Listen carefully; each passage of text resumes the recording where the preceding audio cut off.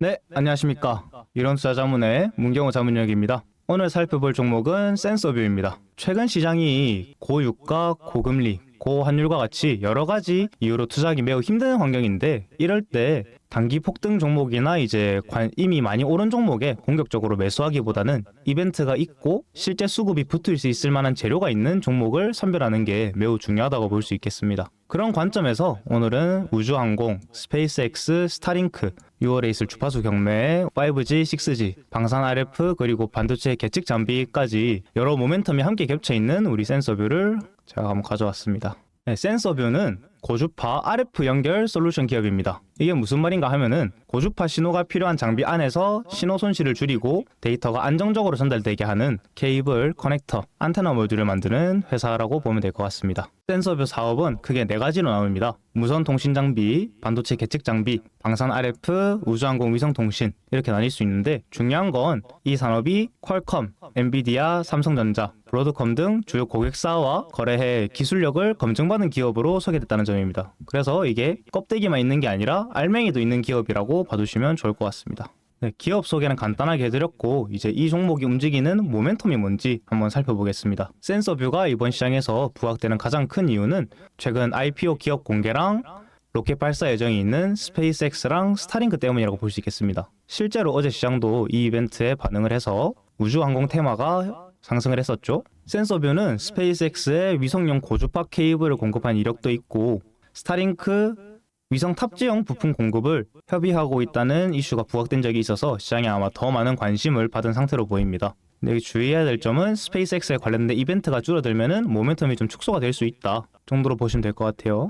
두 번째 모멘텀은 방산 RF 측인데, 오히려 최근 실질적으로 더 중요해진 부분이 아닌가 싶습니다. 방산과 연결되는 부분은 천궁 2체계의 다기능 레이더용 안테나랑 고주파 연결 부품 공급을 하고 있다는 점인데, 이 부품을 이제 사우디아라비아와 UAE 등 중동 지역에 인도될 천궁 2체계에 적용될 예정이라고 합니다. 실제로 올해 초에 중동 긴장이 커져서 방산주 주가가 강하게 올라갔을 때 센서뷰도 마찬가지로 천궁 2와 레이더 관련 부품 기업으로 같이 이렇게 올라간 이력이 확인되고 있어서, 지금 중동 전쟁 이슈가 다시 부각된 만큼 방산 RF 측면에서도 매력이 있다라고 보면 될 것 같아요. 세 번째 모멘텀은 6월에 있을 미국 주파수 경매입니다. 기본적으로는 통신 장비주의 약간 중요한 이벤트인데요.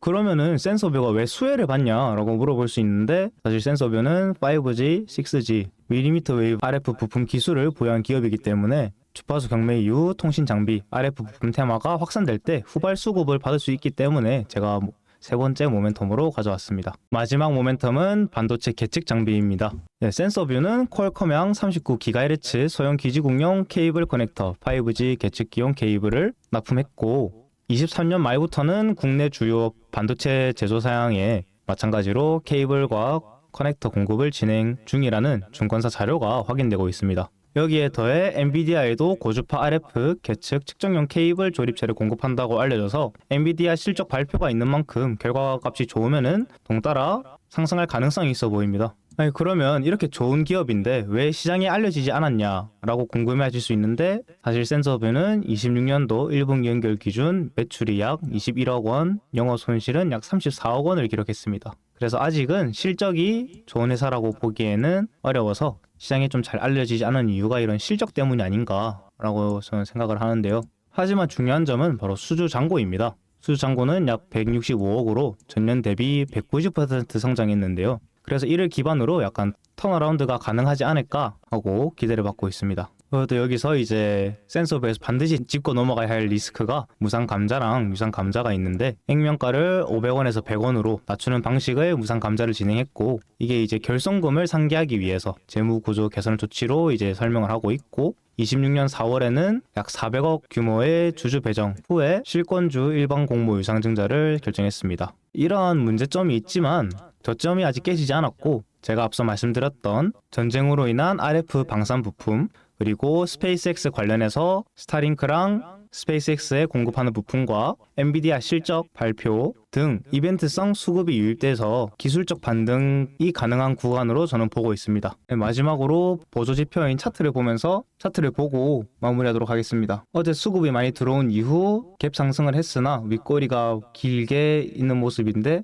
아마 오늘 코스피와 코스닥이 전체적으로 하락을 하고 있어서 같이 떨어지고 있는 게 아닌가 싶습니다. 그래도 매물대 위에 있다는 점은 좀 긍정적인데요. 여기가 깨지지 않는 이상 진입하기에는 스윙 관점에서 괜찮지 않을까 싶습니다. 참고하셔서 투자에 유의해 주시면 감사하겠습니다. 네, 지금까지 영상 시청해 주셔서 감사합니다. 오늘 제가 준비한 히든 종목은 다시 AI로 순환매가 돌면은 반드시 필요한 기업입니다. 현재 튼튼한 매물대 바로 위에 있어서 기술적인 반등이 고려되는 자리고 히든 종목이 궁금하신 분들께서는 아래 댓글창을 클릭해서 설문조사에 참여해 주시면 제가 1대1로 개인 면담을 해드리고 히든 종목도 알려드릴 수 있도록 하겠습니다. 지금까지 이론투자자문 문경호 자문이었습니다. 감사합니다.